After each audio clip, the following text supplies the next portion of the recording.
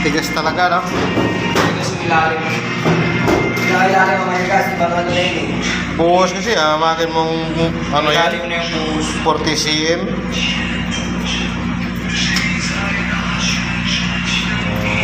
Gitpag na papalitan. Alalim mo yun, sakit na lang.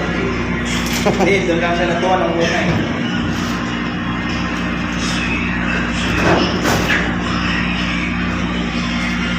Kapal ng buhos eh.